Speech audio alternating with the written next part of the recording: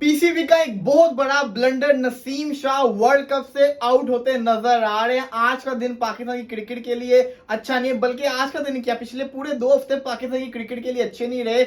मैं आपको बताता हूँ हुआ क्या इन हफ्तों के अंदर।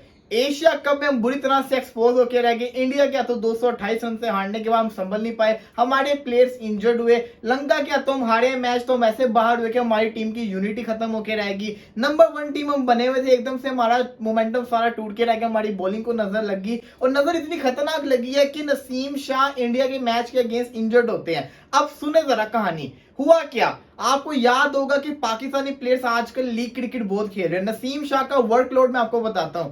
T20 ब्लास्ट खेला, उसके बाद जी लंका के खिलाफ 2 टेस्ट मैचेस की सीरीज थी वो खेली, उसके बाद लंका प्रीमियर लीग नसीम शाह ने खेली, उसके बाद अफगानिस्तान के खिलाफ सीरीज खेली, उसके बाद जब एशिया कप खेला तो बांग्लादेश के अगेंस्ट जो मैच था उसके अंदर वो गिरता है, बहुत बुरा गिरता है, उसका शोल्डर के ऊपर लगती है, सबको दिखता है। लेकिन क्या होता है, जो पीसीबी के डॉक्टर साहब हैं वो डॉक्टर साहब पता नहीं क्या चेक करते हैं, उनको ये नहीं पता होता कि इंजरी है भी कि नहीं है। वो प्लेयर्स को किस तरह से चेक करते हैं समझ से बाहर। उन्होंने शाहिन अफरीदी को पिछले साल इतने बुरे तरीके से पूरा जिसको कहते हैं ना मॉनिटर किया था इतने बुरे तरीके से। और अब आप नसीम शाह को देख लें कि बांग्लादेश वाले मैच में जब उसको चोट लगी है तो उसको बिठा लो, वो मैच तुमने जीत ही जाना था। उसको बॉलिंग करवाई, वो वापस आके बॉलिंग भी कर रहा है। अगर डॉक्टर उसको कह रहे थे कि तुम बैठ जाओ, सब्र करो, तुम्हें ऑब्जर्वेशन के अंदर रखते हैं, देखते हैं क्या होता है, लेकिन नहीं, उसको बॉलिंग करवा दी। वहां पे उसने बॉलिंग भी की। उसके बाद एशिया कप में जब वहां पे ट्रैवल एक तो इतना किया प्लेयर्स ने मारे, उसके बाद इंडिया के अगेंस्ट जो मैच हुआ वो आपके सामने क्या हुआ। नसीम शाह अगले मैच के अंदर ही उसको 46 ओवर के अंदर कोई पेन होती है, इसकी वजह से वो बाहर चला जाता है। और फिर जब उसके स्कैन होते हैं,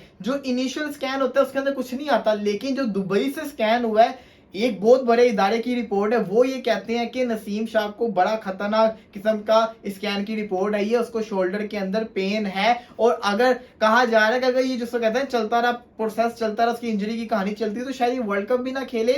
साथ ही साथ जो ऑस्ट्रेलिया के साथ दिसंबर के अंदर सीरीज है वो भी नहीं खेलेगा। जी हाँ, दिसंबर वाली सीरीज और कुछ नहीं तो ये भी कहते हैं कि पीएसएल भी नहीं खेलेगा अगला। आप ये अंदाजा लगाएं कि उसकी इंजरी की सूरत कितनी तेज है। वर्ल्ड कप सड़क के ऊपर है, 15 दिन से भी कम का टाइम रह गया है। मैं तो कहता हूं कि अगर महीना भी लगता तो लगाओ, लेकिन नसीम शाह पाकिस्तान के लिए बड़ा जरूरी है। लेकिन फिलहाल जो रिपोर्ट्स बता रही हैं वो सही रिपोर्ट्स नहीं है। नसीम शाह वर्ल्ड कप से बाहर होते नजर आ रहे हैं, क्योंकि दुबई से जो स्कैन की रिपोर्ट है वो बड़ी खतरनाक है। ये पीसीबी ने दोबारा से रेफर किया एक और स्कैन रिपोर्ट का, क्या पता उसके अंदर कुछ अलग चेंज आ जाए, लेकिन इस वक्त हालात कुछ अच्छे नजर नहीं आ रहे। अब पीसीबी के जो चेयरमैन ज़का अशरफ साहब, उन्होंने एक रूल रख दिया कि पाकिस्तान के जो प्लेयर्स हैं वो सिर्फ 2 लीग खेलेंगे, उसके अलावा कोई लीग नहीं खेलेंगे साल के अंदर। और इसी के साथ उन्होंने ये भी कह दिया किसी बड़े टूर्नामेंट से 2 महीने पहले तक कोई लीग नहीं खेलेंगे।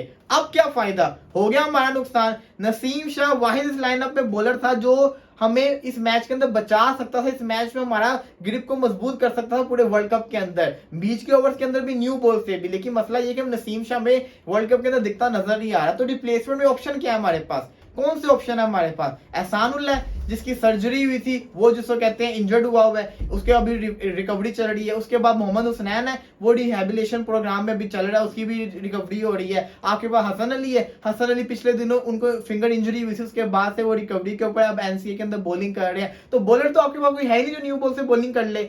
बैकअप क्या है, वसीम जूनियर क्या है, Wasim junior I don't think so कि कोई अच्छा आपके पास चॉइस है। जमान खान है, जमान खान नया बॉल नहीं कर सकता, जमान खान सिर्फ और सिर्फ आखिरी 2 ओवर का बॉलर है, आखिरी 2 ओवर बहुत अच्छे कर सकता है। लेकिन हमें 10 ओवर के लिए बॉलर चाहिए जो नए बॉल से भी अच्छी बॉलिंग करे और बीच में भी अच्छी बॉलिंग करे और एंड से भी अच्छी बॉलिंग करे। लेकिन हमारे पास कोई ऑप्शन नहीं है। तो पाकिस्तान की टीम बुरी तरह से एक्सपोज होती नजर आ रही है। समझ नहीं आ रहा कि इस वर्ल्ड कप के अंदर हमारे साथ क्या होगा।